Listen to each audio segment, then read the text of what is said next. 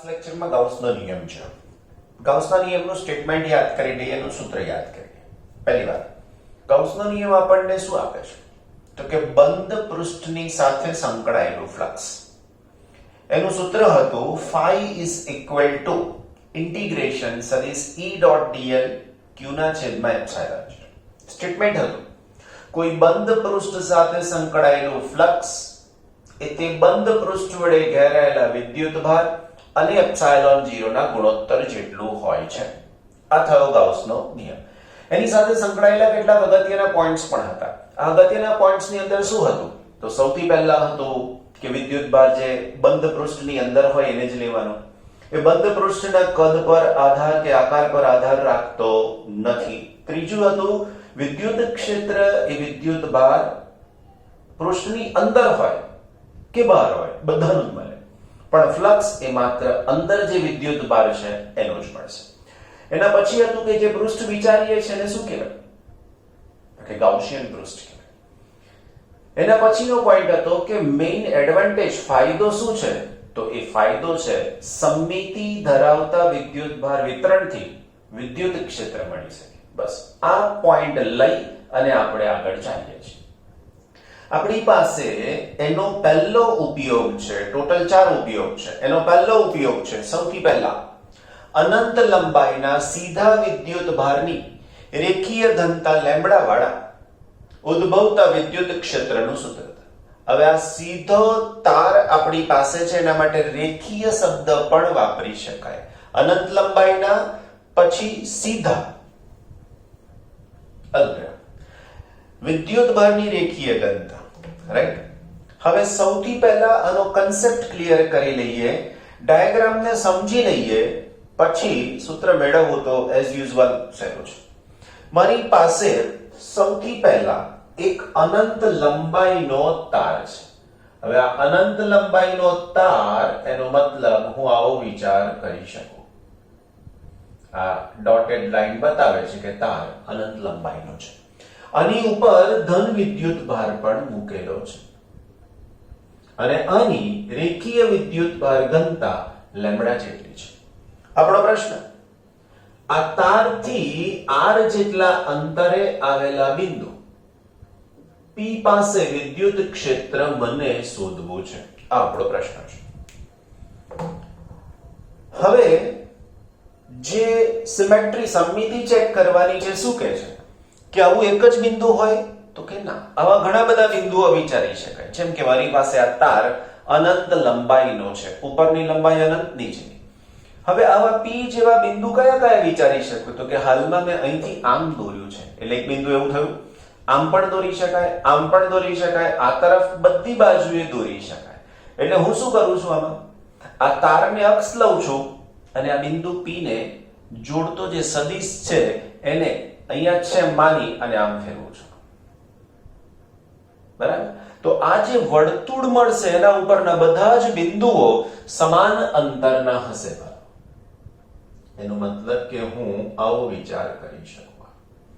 બધા જ બિંદુઓ એક સમાન ત્રિજ્યાવાળા હોઈ શકે છે. એટલે તમે અહીંયા વિચાર કરો તો આને P' કહો, અહીંયા વિચાર કરો તો આને P" કહો. આવા ઘણા બધા બિંદુઓ વિચાર કરી શકાય.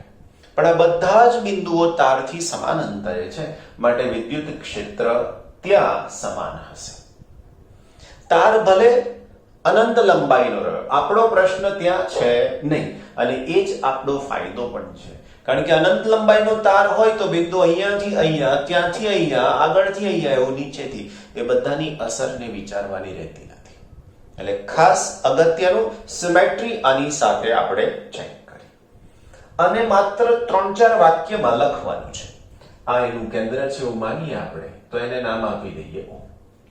સૌથી પહેલા આકૃતિમાં એક અનંત લંબાઈના તાર પર વિદ્યુતભારની રેખીય ઘનતા લેમ્બડા છે. આ તારથી r જેટલા અંતરે આવેલું એક બિંદુ P વિચારો. તેને એટલે કે આ તારને અક્ષ તરીકે લઈ તેને ભ્રમણ આપતા, P બિંદુ જેવા અંતરને ભ્રમણ આપતા વર્તુળ પરના બિંદુઓ P', P', બધા જ બિંદુઓ પાસે વિદ્યુત ક્ષેત્ર સમાન મળે જે આકૃતિની સમમિતિ ઉપરથી કહી શકાશે. બસ આટલું આની આકૃતિની સમજૂતી.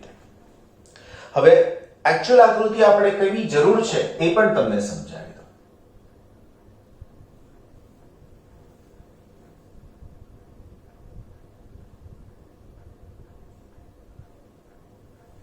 હવે આપણી પાસે આ તાર એનો એક છે જેની ઉપર વિદ્યુત ભાર ની રેખીય ઘનતા અગેન લેમ્બડા જેટલી છે. આગળની વાત કરીએ તો અનંત લંબાઈનો તાર છે એટલે આપણે આવું વિચારી લેવા. હવે જે આપણે માહિતીની જરૂર છે તે વિદ્યુત ક્ષેત્ર મેળવવું છે તો ગાઉસના નિયમનો ઉપયોગ કરવાનો. તો સૌથી પહેલા હું આની અંદર નજીકમાં આવું એક ગાઉસિયન પૃષ્ઠ વિચારું છું. આવું ગાઉસિયન પૃષ્ઠ વિચાર્યું તો આ નળાકારીય ગાઉસિયન પૃષ્ઠ કહેવાય.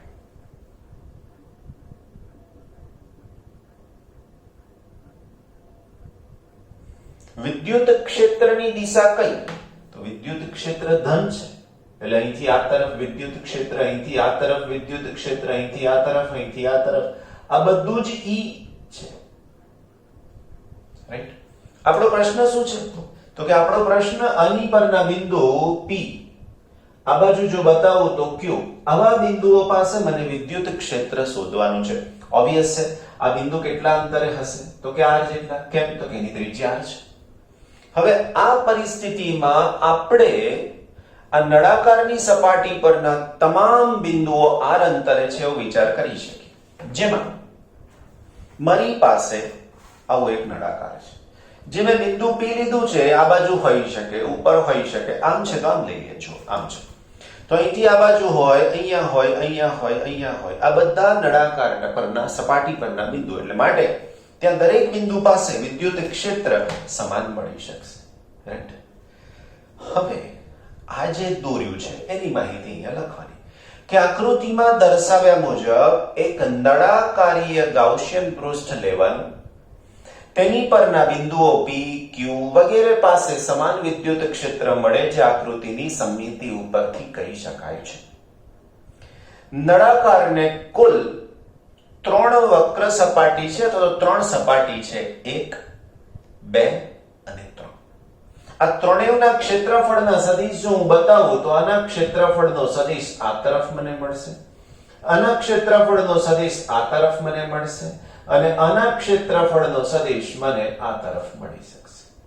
તો અહીંયા સપાટી વક્ર જે છે એના સિવાયની બે સપાટી એટલે વર્તુળ ઉપર અને વર્તુળ નીચે, તો એની સાથે ફ્લક્સ સંકળાતું નથી. જે આગળ સમજાવી દીધું મારા વાલાઓ એ બધું જ લખી નાખવાનું. છેલ્લે રિવાઇઝ પણ કરી દઉં છું કારણ કે આ અગત્યના પ્રશ્નોમાંથી એક છે. નળાકારીય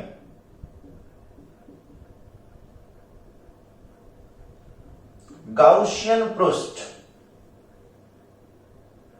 માં બે વર્તુળ સપાટી સાથે ફ્લક્સ સંકળાતું નથી. તો કોની સાથે સંકળાય છે અથવા તો કેમ નથી સંકળાતું? રીઝન આપી દે. કારણ કે flux phi is equal to EA cos theta.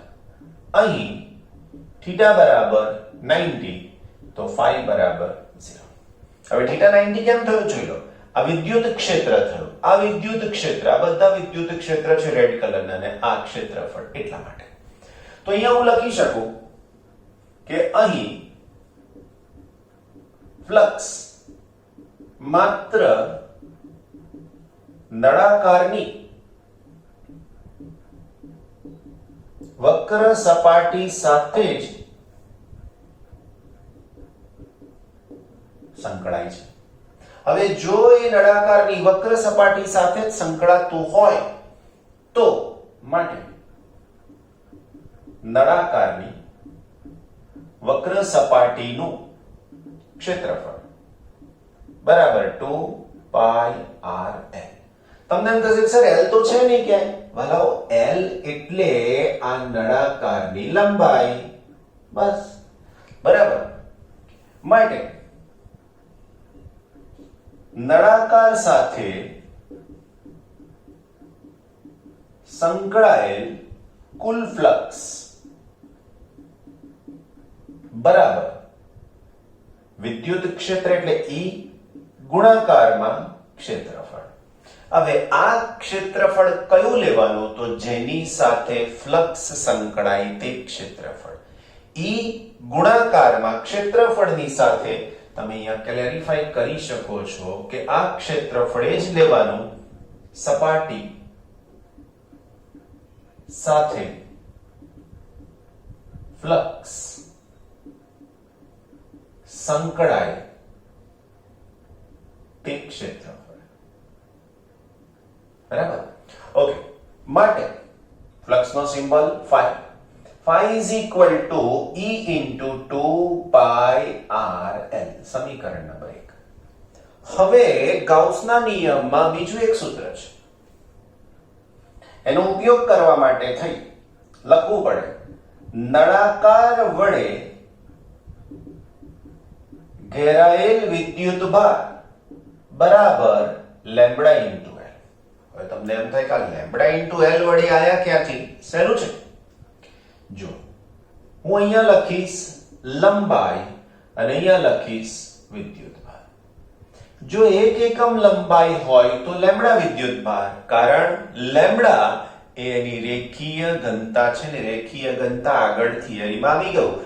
એકમ લંબાઈ દીઠ વિદ્યુત ભાર ને કહેવાય રેખીય ઘનતા. હવે આપણી પાસે નળાકારની લંબાઈ l છે તો શું થાય? તો કે લેમ્બડા ઇન્ટુ l. સમજાઈ ગયું? તો આનો જવાબ થઈ જશે લેમ્બડા ઇન્ટુ l. ઓકે, હવે આપણે લખીએ ગાઉસના નિયમ મુજબ શું થાય? તો કે flux phi is equal to q ના છેદમાં એપ્સિલોન. phi આપણી પાસે આવ્યો, q એ આ વિદ્યુત ભાર, માટે phi ની જગ્યાએ E into 2 pi RL is equal to q ની જગ્યાએ lambda into L upon epsilon 0. હવે આ બંને કેન્સલ થઈ જાય, માટે E બરાબર 1 upon 2 pi epsilon 0 into lambda upon R. આ સૂત્ર એ આપણા આ પ્રશ્નનો જવાબ થઈ ગયો. બરાબર? હવે મારે આનું સદિશ સ્વરૂપ જોઈએ છે, તો લખી શકાય સદિશ E બરાબર 1 upon 2 pi epsilon 0 lambda upon R. હવે વિદ્યુત ક્ષેત્ર કઈ દિશામાં છે? તો કે અહીંથી આ, અહીંથી આ. પણ આ દિશા એ ત્રિજ્યાની દિશા છે, એટલે તમે અહીંયા n કેરેટ લખી શકો છો અથવા ત્રિજ્યાનો એકમ સદિશ r કેરેટ પણ લખી શકો છો. તો આ થઈ ગયું વિદ્યુત ક્ષેત્ર.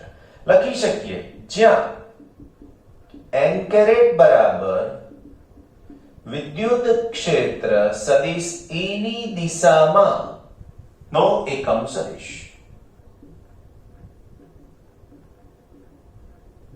કોઈ પ્રશ્ન આની સાથે રિલેટેડ?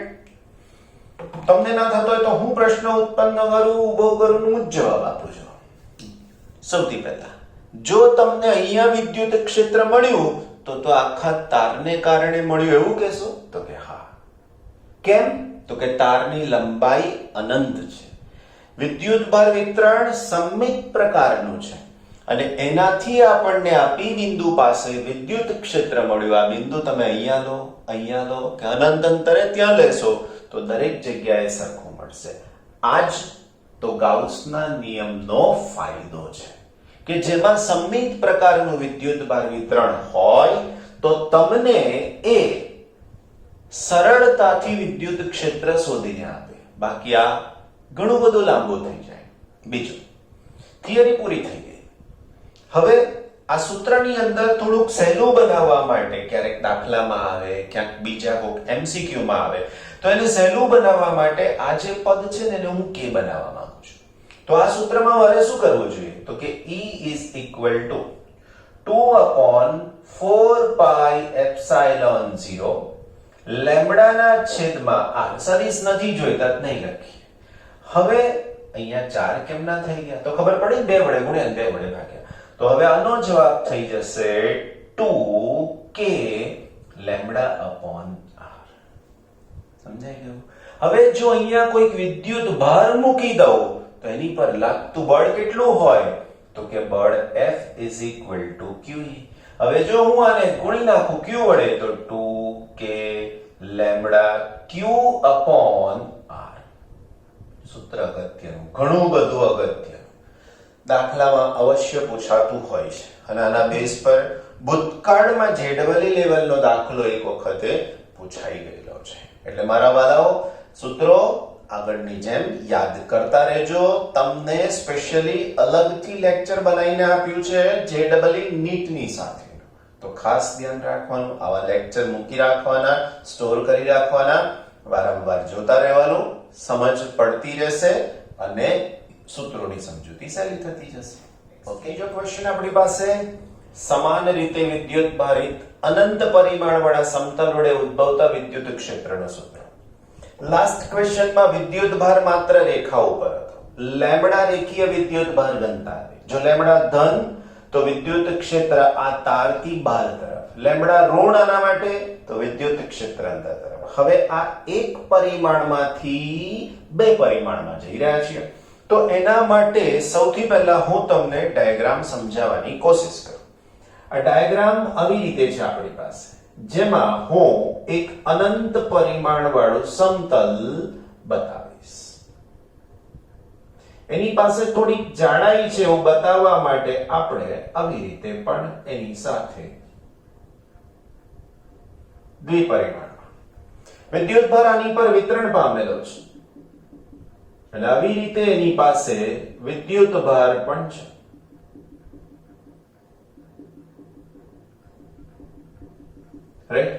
હવે આ બધા વિદ્યુત ભાર માટે મારી પાસે પૃષ્ઠ ઘનતા પણ છે, તો અહીંયા લખી શકીએ વિદ્યુત ભારની પૃષ્ઠ ઘનતા, જેને કહીશું સિગ્મા. હવે નક્કી છે આપણી પાસે શું કરવાનું છે તે ગાઉસના નિયમનો ઉપયોગ. ગાઉસના નિયમની ઉપયોગિતાની વાત કરો તો 3 પોઈન્ટ અગત્યના. સૌથી પહેલો પોઈન્ટ, ગાઉસિયન પૃષ્ઠ વિચારવાનો. બીજો પોઈન્ટ, આ ગાઉસિયન પૃષ્ઠની કઈ સપાટી સાથે ફ્લક્સ સંકળાય છે તે શોધવાનું. અને ત્રીજો પોઈન્ટ, એની અંદર કેટલો વિદ્યુત ભાર છે તે. આ 3 જો વિચારી લીધો તો તમારો જવાબ બિલકુલ સહેલો થઈ ગયો. આ સિસ્ટમ સમજીએ છીએ આપણે. હવે આ અનંત પરિમાણ વાળા સમતલને ઘેરતું પૃષ્ઠ નથી વિચારતા. યાદ કરો લાસ્ટ, માત્ર તાર જે હતો અનંત લંબાઈનો એનો થોડોક જ ભાગ લીધો હતો, નળાકાર. એવો અહીંયા ગાઉસિયન પૃષ્ઠ કયો વિચારવો એ આપણા મનસ્વી વસ્તુ છે. અહીંયા હું આવી રીતે ગાઉસિયન પૃષ્ઠ વિચારું છું. જો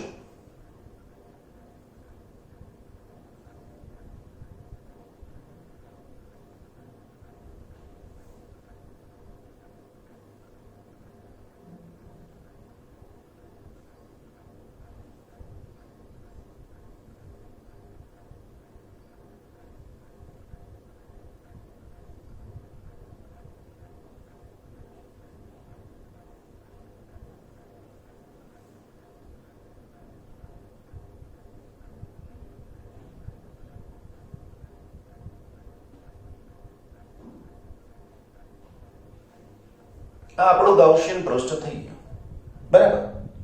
આ ગાઉસિયન પૃષ્ઠની સાથે કુલ 6 સપાટી થશે. કેમ? તો કે આ લંબઘન ગાઉસિયન પૃષ્ઠ, આકૃતિનું વર્ણન સાથે સાથે લખતા જઈશું એટલે સારું રહેશે. આકૃતિમાં એક અનંત પરિમાણ વાળું સમતલ કે જેનાથી ઉદ્ભવતું વિદ્યુત ક્ષેત્ર શોધવું છે. બીજું, આ સપાટી પર વિદ્યુત ભારની પૃષ્ઠ ઘનતા સિગ્મા છે. આકૃતિમાં દર્શાવ્યા મુજબનું એક લંબઘન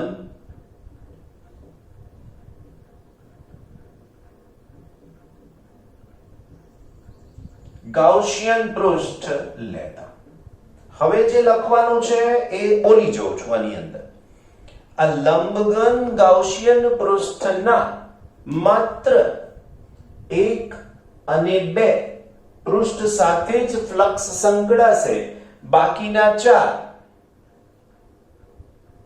ની સાથે ફ્લક્સ સંકળાશે નહીં. તમારે આટલો જ લખી નાખવાનો. હવે જે હું એવું કહું કે આ નથી સંકળાતું, તરત જ પાછો પ્રશ્ન થયો, સર આવું કેમ આ બે સાથે સંકળાયું, કેમ આ ચાર સાથે નહીં? તો એ પણ કહીએ જો કે flux phi is equal to EA cos theta. Theta જવાબદાર છે.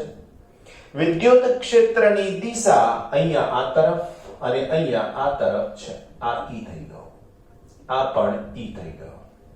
હવે ક્ષેત્રફળનો સદિશ એક પછી એક બતાવતો જાઉં અને તમને ખૂણો શોધતા જાઓ તો જવાબ મળી જશે.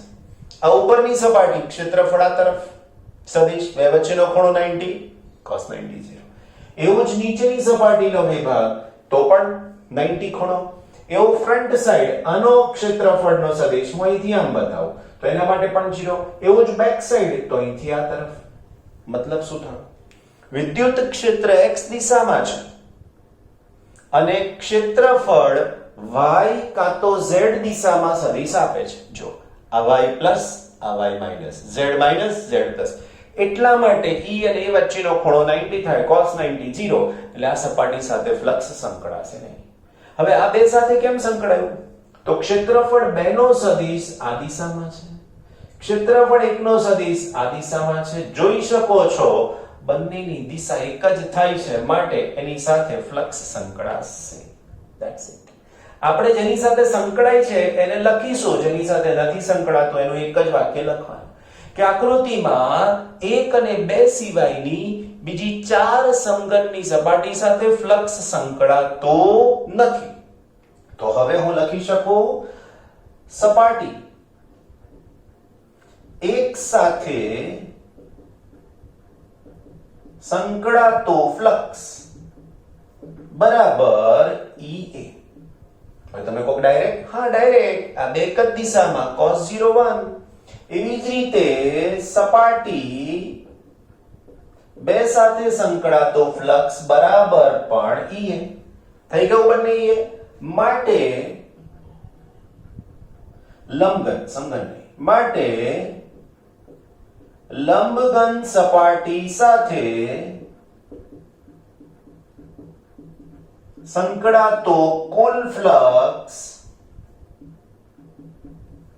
phi is equal to EA plus EA is equal to 2EA. સમીકરણ નંબર 1.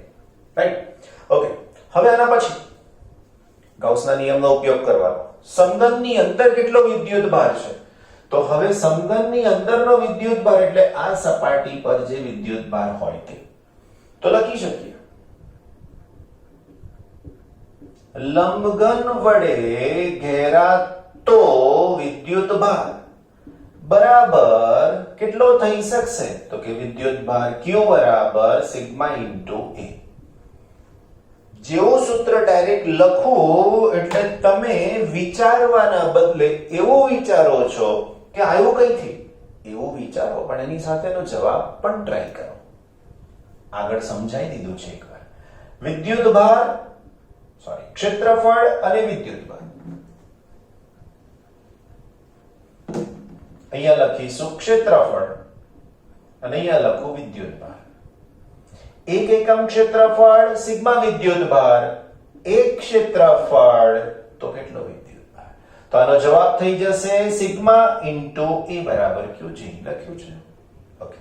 હવે આપણી પાસે ગાઉસના નિયમ અનુસાર ગાઉસના નિયમ મુજબ શું લખી શકાય? તો પહેલો, લંબઘન સપાટી સાથે સંકળાતો ફ્લક્સ, લંબઘન સપાટી સાથે સંકળાતો ફ્લક્સ બરાબર Q ના છેદમાં એપ્સિલોન 0. હવે આ સૂત્ર કેટલું થશે? તો કે 2EA is equal to Q ના છેદમાં એપ્સિલોન 0. પણ આ Q બરાબર કેટલા છે મારા વાલાઓ? તો કે Q બરાબર તો સિગ્મા A છે. A અને A કેન્સલ થઈ ગયા તો E નો જવાબ થઈ જશે સિગ્મા અપોન 2 એપ્સિલોન 0. અદિશ થયું. આ સૂત્રને સદિશ સ્વરૂપમાં લખતા, રાઈટ? તો સદિશ E બરાબર sigma upon 2 epsilon 0 into n caret. તમે કહેશો કે સર આ n કેરેટ તમે લખી દીધા પણ એની દિશા જુઓ ને મારા વાલાઓ, પ્લસ છે, ધન છે તો બહાર તરફ નીકળે છે, ઋણ હોત તો અંદર તરફ જાય. That's it. તો અહીંયા લખીશ જ્યાં n કેરેટ બરાબર વિદ્યુત ક્ષેત્ર E ની દિશામાંનો એકમ સદિશ. That's it. બરાબર. ટૂંકમાં શું સમજાયું ખબર પડી? જો આ સપાટી અનંત હોય, ગમે તેટલી લાંબી પહોળી, પણ એનાથી બિંદુ અહીંયા લેશો, અહીંયા લેશો, અહીંયા લેશો, અહીંયા ગમે તેટલા અંતરે ડયો, આ બાજુ અહીંયા, અહીંયા, અહીંયા, તો દરેક બિંદુ પાસે વિદ્યુત ક્ષેત્ર સમાન જ મળે છે. તમે કહેશો કે ના હોય સર એવું. સૂત્ર જુઓ, અંતર ક્યાંય આવતું નથી. સપાટીથી બિંદુ અહીંયા હોય કે અહીંયા હોય, અહીંયા હોય કે અહીંયા હોય, ગમે ત્યાં લઈ જાઓ, વિદ્યુત ક્ષેત્ર સમાન પડે છે. આવું કેમ? સમમિતિ છે એટલા માટે કહી શકાય છે. બીજું, જો આટલું નાનું સમતલ હોત તો આ સૂત્ર સાચું થાય? ના થાય. કરેક્ટ. બીજું, આના બેઝિસ પર સ્વાધ્યાયમાં એક દાખલો છે એટલે આ સૂત્ર યાદ કરીશું. બીજું, આના જ બેઝિસ પર આપણને ચેપ્ટર નંબર 2 માં એક થિયરી છે કેપેસિટરની, તો ત્યાં પણ જરૂર પડશે. ત્યાં બે પ્લેટ આવે, એક ધન અને એક ઋણ. જો ધન હોય તો વિદ્યુત ક્ષેત્ર આમ બહાર નીકળે ને આમ બહાર નીકળે, રાઈટ. ઋણ હોય તો અંદર જાય અને આ બાજુ પણ અંદર જાય. કરેક્ટ. આવી થોડી સમજૂતી મેળવી લો તો થિયરી સહેલી થઈ જાય. બીજું, આકૃતિ ઘણા વિડિયો જોવે ત્યારે દોડાઈ નાખે, સર દોરે છે ને, આપણે શું વાંધો છે? તમે જાતે ટ્રાય કરજો ને એકાદ બે વખત, કદાચ મારા કરતા બહુ સરસ આકૃતિ દોરાશે. પછી જોજો, કમ્પેર કરજો, વિડિયો ચાલુ કરીને પાછા એકાદ વખત મૂકવાનો કે સર કરતા મેં કેટલી સરસ આકૃતિ દોરી છે, હે ને? એટલા માટે જ કહું છું પ્રેક્ટિસ જરૂર છે. એટલા માટે જોવાનું કે સમતલ દોર્યું પહેલા, પછી કઈ લાઈન દોરાઈ, પછી શું ડ્રો થયું, પછી શું આવ્યું, ક્રમ પ્રમાણે ડ્રો થાય. તમે શું કરો, બધું એકસાથે પહેલા આ બતાવી દો, પછી આ બતાવજો, મેળ ના પડે. આપણી ટેક્સ્ટ બુકમાં એવું જ કંઈક કર્યું છે એટલે એની આકૃતિનો વિઝન ક્લિયર નથી થતું. એટલે સમજવાનું અને પછી ડ્રો કરવાનું. ઓકે. ગૌસના નિયમનો ત્રીજો ઉપયોગ. પ્રશ્ન છે, સમાન રીતે વિદ્યુત ભારિત ગોળાકાર કવચ. કવચ સમજાવીએ વર્ડ શું છે. તેના લીધે તેની બહારના બિંદુએ ઉદ્ભવતા વિદ્યુત ક્ષેત્રનું સૂત્ર મેળવો. કવચનો મતલબ જેની પાસે માત્ર સપાટી છે, અંદર કશું જ નથી. જેમ કે વોલીબોલ. તો આ વોલીબોલ પાસે માત્ર સપાટી છે, અંદર હવાનું માધ્યમ, બહાર પણ હવાનું માધ્યમ. આને કવચ કહેવાય. હવે આવી કવચ પર વિદ્યુત ભાર નિયમિત રીતે વિતરિત થયેલો છે. બતાવો તમને. મારી પાસે આવી કવચ કે જેની ત્રિજ્યા r જેટલી છે. હવે વિદ્યુત ભાર આની ઉપર છે. આ વિદ્યુત ભાર q જેટલો છે. આપણા પ્રશ્ન પ્રમાણે આની બહારના બિંદુએ વિદ્યુત ક્ષેત્ર મેળવવાનું. એટલે હું અહીંયા આવું કંઈક વિચારી શકું. આજે વિચાર્યું એ આપણા માટે થઈ ગયો ગાઉસિયન પૃષ્ઠ. તો હું અહીંયા લખી શકું કે આ શું છે? તો આ લખી શકાય ગાઉસિયન પૃષ્ઠ. એની સપાટી ઉપરનું કોઈ પણ બિંદુ વિચારી લો, તો અહીંયાનું બિંદુ વિચારો, અહીંયાનું બિંદુ વિચારો, ક્યાંય પણ વિચારો. તો હવે અહીંયા વિચારીએ આપણે આવી રીતના. તો આનું અંતર r છે. r is greater than r. હવે આ બિંદુ પાસે મને વિદ્યુત ક્ષેત્ર શોધવું છે. ઉપયોગ કરવો છે ગાઉસનો નિયમ. બરાબર? તો આટલી આકૃતિનું વર્ણન, આકૃતિ દોરી એમાંથી જ લખવાનું. શું લખીશું? જવાબ. આકૃતિમાં r ત્રિજ્યાની ગોલીય કવચ દર્શાવેલ છે. તેની પર q જેટલો વિદ્યુત ભાર સમાન રીતે વિતરિત થયેલો છે. તેના પર એટલે કે કવચ પર વિદ્યુત ભારની પૃષ્ઠ ઘનતા સિગ્મા છે. અહીં sigma is equal to Q upon A, વિદ્યુતભારના છેદમાં ક્ષેત્રફળ, તો is equal to Q upon 4 pi epsilon 0 સમીકરણ 4 પાઈ r સ્ક્વેર, કારણ કે ક્ષેત્રફળ થઈ શકશે 4 પાઈ r સ્ક્વેર. આની જરૂર આગળ પડવાની છે એટલા માટે અત્યારથી આપણે એને લખી દીધું. જવાબ મેળવવો બહુ સહેલો છે. ગાઉસના નિયમની અંદર બે વસ્તુ તમને કીધી હતી. સૌથી પહેલા ગાઉસિયન પૃષ્ઠ વિચારી લીધું. જે બિંદુએ વિદ્યુત ક્ષેત્ર શોધવાનું છે ત્યાં નાનું ક્ષેત્રફળ લો અને એ જ જગ્યાએ વિદ્યુત ક્ષેત્ર વિચારો, એનો ખૂણો નક્કી કરી લો, આ કવચ વડે ઘેરાતો વિદ્યુતભાર જોઈ લો, જવાબ મળી ગયો. જો હવે હું અહીંયા આવું એક નાનું ક્ષેત્રફળ વિચારું છું. આ ક્ષેત્રફળનો સદિશ મને આ દિશામાં મળશે, ક્ષેત્રફળનો સદિશ થશે ડેલ્ટા એસ. ભલા જુઓ વિદ્યુતભાર ધન છે. હવે ધન વિદ્યુતભાર હોય તો એનું વિદ્યુત ક્ષેત્ર બહાર તરફ નીકળે, એટલે અહીંયાથી આ દિશા વિદ્યુત ક્ષેત્રની થશે. એનો મતલબ કે બંનેની દિશા એક જ થઈ, તો આના માટે cos θ માં θ 0 એટલે cos 0 એક થઈ ગયા. બસ આ જે વિચાર્યું એ લખવાનું રહેશે આપણને. તો લખી શકીએ ડેલ્ટા એસ જેટલું નાનું ક્ષેત્રફળ ગૌસિયન પૃષ્ઠ પર લેતા તેના ક્ષેત્રફળનો સદિશ અને તે સપાટી પર વિદ્યુત ક્ષેત્રનો સદિશ એક જ દિશામાં છે,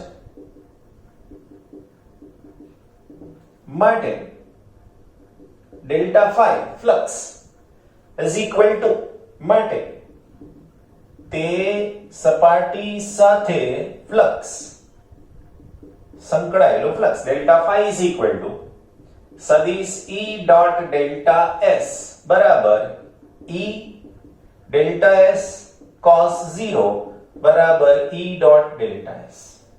બરોબર. હવે આગળ વિચારીએ. સમગ્ર સપાટી સાથે સંકળાયેલ ફ્લક્સ મેળવવા આવા નાના વિભાગોનો સરવાળો કરતા માટે કુલ flux phi is equal to summation E delta S. E ને બહાર લઈ લઉં, summation delta S. હવે તો કે આ બધા નાના ક્ષેત્રફળનો સરવાળો કરું તો મને ગોળાનું ક્ષેત્રફળ મળે. વાલા ગોળાનું ક્ષેત્રફળ એટલે આ ત્રિજ્યા મેં r લીધી છે, એટલે હું અહીંયા લખી શકું is equal to E into 4 pi r square. Okay, હવે ત્રિજ્યા r છે પણ હું જે સપાટી પર ફ્લક્સ શોધી રહ્યો છું એ r સ્મોલ છે, તો અહીંયા મારે લખવું પડશે r સ્ક્વેર. ધ્યાન રાખવાનું, આ જો આ r લખી દીધો તો પછી આ સપાટી થઈ જાય, પણ ફ્લક્સ તો મને અહીંયા શોધવું છે, રાઈટ? એટલા માટે સ્મોલ r લખ્યો. તો આ સમીકરણ નંબર 1. ગાઉસના નિયમ અનુસાર ગૌસિયન પૃષ્ઠ વડે ઘેરાયેલ વિદ્યુતભાર Q છે. કેમ? તો કે આ આખી સપાટીની અંદર વિદ્યુતભાર કેટલો છે? તો કે Q જેટલો છે. તો હવે આ Q જેટલો જો વિદ્યુતભાર હોય તો આની સાથે માટે ગૌસના નિયમ મુજબ phi is equal to E into 4 pi r square is equal to Q ના છેદમાં epsilon 0. હવે આ પરિણામ મને સીધું અને છેદમાં લઈ જાઓ એટલે મળી જાય, માટે E is equal to 1 upon 4 pi epsilon 0 Q upon r square. That's it. હવે આ જ સૂત્રને મારે સદિશ સ્વરૂપમાં લખવું હોય તો સદિશ E બરાબર 1/4 પાઈ epsilon 0 q upon r square into r caret. પાછો પ્રશ્ન થાય r caret શું છે? તો કે આ જે દિશામાં r ત્રિજ્યા છે એ દિશાનો એકમ સદિશ છે ને એ જ દિશામાં વિદ્યુત ક્ષેત્ર થઈ ગયું. કન્ક્લુઝન ખબર પડી આ સૂત્રનું? કન્ક્લુઝન એવું કે છે કે તમે આ અંતર r માપ્યું ક્યાંથી? તો કે અહીંયાથી. ખરેખર વિદ્યુત ભાર છે ક્યાં? તો કે આ સપાટી ઉપર. આ અંતર જુદું છે જુઓ. એટલે કહેવા શું માંગે છે? તો કે આ સૂત્ર એવું કહેવા માંગે છે કે અહીં વિદ્યુત ભાર q જાણે કે કવચના કેન્દ્ર પર જ કેન્દ્રિત થયેલો હોય. એનો મતલબ કે આ બધો વિદ્યુત ભાર અહીંયા છે ખરો, પણ એની જગ્યાએ અહીંયા હોય તો જ એ પરિણામ મળે છે. ક્લિયર થઈ વાત? એટલે ખરેખર વિદ્યુત ભાર કવચ પર પણ છે અને કવચ પર છે છતાં પણ એ ક્યાં છે એવું વર્તે છે? તો કે કેન્દ્ર પર હોય એમ વર્તે છે અને આ સૂત્ર આપે છે. વારંવાર આ વાક્ય એટલા માટે કહું છું વાલાઓ કે દાખલો છે આના પર આધારિત અને ભવિષ્યમાં પણ પૂછાઈ શકે એવું છે. આ સ્વાધ્યાયમાં દાખલો છે અને આવા દાખલા એમસીક્યુ લેવલે પણ હોય. ઓકે, હવે આ જ સૂત્ર જે છેલ્લે મેળવ્યા છે એને મારે આ સિગ્માના સ્વરૂપમાં લખવું છે. આ સિગ્મા જે લખ્યું છે એના સ્વરૂપમાં મને આ સૂત્રને લખવું છે. તો હું બીજું શું વિચારી શકું? તો જુઓ, હવે હું આને નથી લખતો. E into 4 pi r square is equal to q ના છેદમાં એપ્સિલોન 0. હું આના ઉપરથી q લઈ લઉં, સિગ્માની સાથે આને જોડી દઉં અને એના ઉપરથી q લખું. તો આના ઉપરથી જો હું q લખું તો આવું થાય કે q is equal to sigma into 4 pi r square. આ નથી, આને ડાબી બાજુ લઈ ગયા જસ્ટ. તો હવે એની જગ્યાએ મૂકું તો sigma into 4 pi r square divide by epsilon 0. Right? હવે આ 4 pi અને 4 pi કેન્સલ. તો આનો જવાબ શું થયો વાલાઓ? તો આનો જવાબ થઈ ગયો હવે કે E is equal to sigma into sigma upon epsilon 0 into r square upon r square. હવે આમાંથી ત્રણ બાબત અચળ છે. એક સિગ્મા, એક એપ્સિલોન 0 અને એક r. એનો મતલબ કે E is proportional to 1 upon r square. તો અહીંયા મળ્યું E is proportional to 1 upon r square. પણ આ સૂત્ર અને આ સૂત્રમાં ફરક શું છે?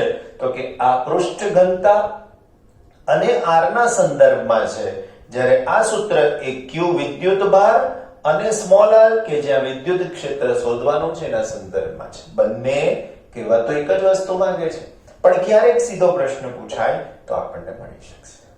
કોઈ એવું કહે કે સર એક્ઝેક્ટ કવચની સપાટી પર વિદ્યુત ક્ષેત્ર કેટલું? કવચની સપાટી પર વિદ્યુત ક્ષેત્ર કેટલું કોઈ કહેશે? તો કવચની સપાટી માટે મારે શું લખવું જોઈએ?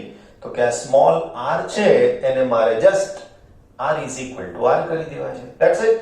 એનો મતલબ કે E is equal to 1 upon 4 pi epsilon 0 q upon r square. આ ત્યાંથી લખ્યું. અહીંથી કોઈ લાવી શકશે? અહીંથી કોઈ લાવી શકશે આ સૂત્રને? તો કે હા. કેવી રીતે? તો જુઓ, સિગ્માની કિંમત મૂકી દો q upon 4 pi r square. તો 4 pi આ r square ની સાથે r square કેન્સલ થઈ ગયા. રાઈટ? હવે આ small r is equal to શું કરવાનું? તો કે કેપિટલ R. કેમ? તો કે સપાટી પર મૂક્યું છે. કવચની સપાટી ઉપર small r is equal to r. કોઈ એમ કે ના સર મારે અહીંથી આમ નથી જવું, મારે તો આ small r is equal to capital R મૂકવું છે. તો નવું પરિણામ મળે. કયું પરિણામ મળે? તો આના ઉપરથી જો હું પરિણામ લખું, સપાટી પર, કવચની સપાટી પર, તો હું લખી શકું E is equal to sigma upon epsilon 0. આ બધા પરિણામ વિશિષ્ટ પરિણામ કહેવાય. ટેક્સ્ટ બુકમાં ના પણ હોય એટલે આપણે એને સમજવાના, ઉપયોગમાં લેવાના, એટલે યાદ રહેતા થઈ જાય. તો આ પરિણામ શું બતાવે છે કે સિગ્મા અપોન એપ્સિલોન 0 કશા પર આધાર જ નથી. માત્ર ને માત્ર આધાર શેની ઉપર છે તો કે વિદ્યુત ભાર અને એપ્સિલોન 0 શૂન્યાવકાશ માટેની પરમિટિવિટી. ક્લિયર? કોઈ મુશ્કેલી હોય તો પૂછતા રહેવાનું, એવું કીધું છે આપણે. ઓકે, આની સાથે જોડાયેલો છે બીજો પ્રશ્ન આપણી પાસે. જો સમાન રીતે વિદ્યુત ભાર એક પાતળી ગોળાકાર કવચ તો છે જ, પણ તેની અંદરના બિંદુએ ઉદ્ભવતા વિદ્યુત ક્ષેત્રનો સૂત્ર મેળવો તથા E વિરુદ્ધ R નો આલેખ દોરો. એટલે પ્રશ્નમાં માત્ર એક જ શબ્દ બદલાયો. લાસ્ટ હતું બહારનું બિંદુ, આ છે અંદરનું બિંદુ. એટલે પ્રશ્ન બરાબર વાંચવાનો ને પછી જવાબ લખવાનો. રાઈટ? જો હવે અગેન મારી પાસે આવી એક ગોળાકાર કવચ છે. આ એનું કેન્દ્ર, જેને આપણે O કહી શકીએ. અગેન વિદ્યુત ભાર કવચ પર જ મૂકવામાં આવેલો છે, એવું ધ્યાન રાખજો. અને આ વિદ્યુત ભાર Q જેટલો છે. આની જે ત્રિજ્યા છે એ અગેન R જેટલી છે.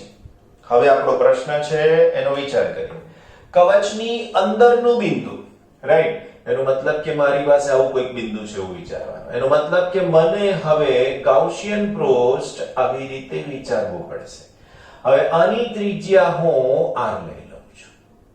કન્ડિશન શું થઈ બાળકો? તો કે R is less than R. આ બિંદુને નામ આપી દઈએ P. જવાબની માહિતી લખી લઈએ.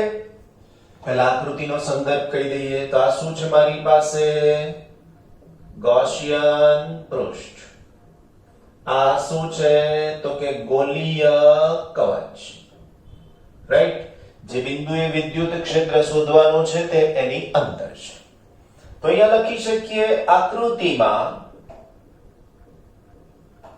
R ત્રિજ્યાની Q વિદ્યુત ભારિત ગોલીય કવચ દર્શાવેલ છે. તેની પર પૃષ્ઠ વિદ્યુત ભાર ઘનતા સિગ્મા છે. ઓકે, હવે મારે કવચની અંદરના બિંદુ P પાસે કે જ્યાં R is less than R વિદ્યુત ક્ષેત્ર મેળવવું છે. આ બધું મેં ક્યાંથી લખ્યું? પ્રશ્ન અને આકૃતિનો ઉપયોગ કરીને. રાઈટ? ઓકે. અંદરના ગાઉસિયન પૃષ્ઠ સાથે સંકળાયેલ ફ્લક્સ. હવે ફાઈ નું સૂત્ર હું લખી શકું E A. Right? E to A. બીજું, ગાઉસિયન પૃષ્ઠ વડે ઘેરાયેલ વિદ્યુત ભાર Q બરાબર 0. તમે કહેશો 0 કેમ થયો? તમે જ જવાબ આપો ને વાલાઓ. વિદ્યુત ભાર ક્યાં છે મને કહો. વિદ્યુત ભાર આ ગાઉસિયન પૃષ્ઠની બહાર છે. એટલે ગાઉસિયન પૃષ્ઠની અંદર કોઈ વિદ્યુત ભાર છે જ નહીં. એનો મતલબ શું થયો?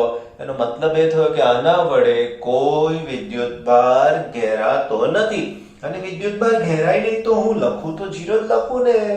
તો હવે મને શું મળશે? તો હવે હું લખી શકું ગૌસના પ્રમેય મુજબ, પ્રમેય અથવા નિયમ મુજબ શું થઈ શકશે? તો કે phi is equal to EA is equal to Q ના છેદમાં એપ્સિલોન 0. પણ આ Q તો 0 છે, તો 0 ના છેદમાં એપ્સિલોન 0 બરાબર તો 0 થઈ જાય. પરંતુ A is not equal to 0. એનો મતલબ કે આ સપાટીનું ક્ષેત્રફળ શૂન્ય નથી, માટે E is equal to 0. એટલે કે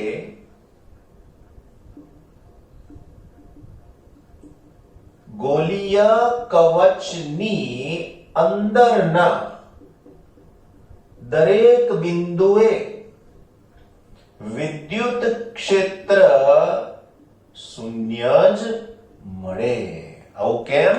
તો કે ગાઉસના નિયમ અનુસાર આ કવચ ગમે ત્યાં વિચારો પણ અંદર હોય તો વિદ્યુત ભાર ઘેરતું નથી અને એના જ કારણે Q શૂન્ય થાય તો વિદ્યુત ક્ષેત્ર શૂન્ય થાય. આપણા માટે આ બહુ જ ઇમ્પોર્ટન્ટ પરિણામ થયું. હવે પ્રશ્નને આગળ વધારીએ. E વિરુદ્ધ R નો આલેખ દોરવાનો કીધો છે. જો કવચ ની બહારના બિંદુ માટે, હવે કવચની બહારનું બિંદુ એટલે R is greater than R. હમણાં જે આના પહેલાની થિયરી શીખ્યા એમાં સૂત્ર જોયું, E is equal to 1/4 pi epsilon 0 Q upon R square. તો આના ઉપરથી હું લખી શકું કે E is proportional to 1/R square. એના પછી કવચની સપાટી પર, એનો મતલબ કે R is equal to R, તો હું લખી શકું E is equal to 1/4 pi epsilon 0 Q upon R square. અને આ મૂલ્ય કેવું હશે? તો કે મેક્સિમમ હશે, મહત્તમ હશે. અને છેલ્લી વાત, કવચની અંદરના બિંદુ માટે તો સાબિત કર્યું મિત્રો E is equal to 0. આ ત્રણ બાબતોને ધ્યાનમાં લઈને આલેખ દોરી નાખવાનો. જો y અક્ષ પર હું લઉં છું વિદ્યુત ક્ષેત્ર, x અક્ષ પર લઉં છું અંતર r. આવો ગોળો મારે અહીં દોરવો હોય તો દોરાય, વાંધો ના આવે. આ ગોળો ધારો કે હું દોરીએ દઉં, ચાલો આમ, રાઈટ? આનું મહત્વ નથી, પણ ખબર પડે છે કે આના માટે અહીંયાથી શરૂ કરી અને અહીંયા સુધી વિદ્યુત ક્ષેત્ર શૂન્ય છે. કારણ આ સાબિત કર્યું. બીજું, કોઈ પણ પ્રકારના વિરોધાભાસ વગર એકદમ જ આ બિંદુ માટે કે જ્યાં R is equal to R થાય ત્યાં આ વિદ્યુત ક્ષેત્ર મેક્સિમમ થઈ જાય છે. એટલે અહીંયાથી આમ કોઈ લાઈન ના ડ્રો થાય, મારાથી ડાયરેક્ટ આ કિંમત મેક્સિમમ લઈ લેવી પડે. એટલે અહીંયાથી આ ત્રુટક રેખા બતાવી, એટલે અહીંયા E મેક્સિમમ થઈ. ત્યાર પછી R વધતો જાય તેમ E ઘટતા જશે, પણ રેખીય ઘટાડો નહીં થાય, આવી રીતનો ઘટાડો થશે. તો અહીંયા લખાય E is proportional to 1/R square. Each and everything must be clear in your mind. જો સમજાય તો જ યાદ રહે અને તો જ ડાયજેસ્ટ થાય ને તો જ આપણા પૂરા માર્ક્સ આવે. ક્લિયર? તો કવચનો આખો થિયરમ કમ્પ્લીટ થઈ ગયો છે, રાઈટ?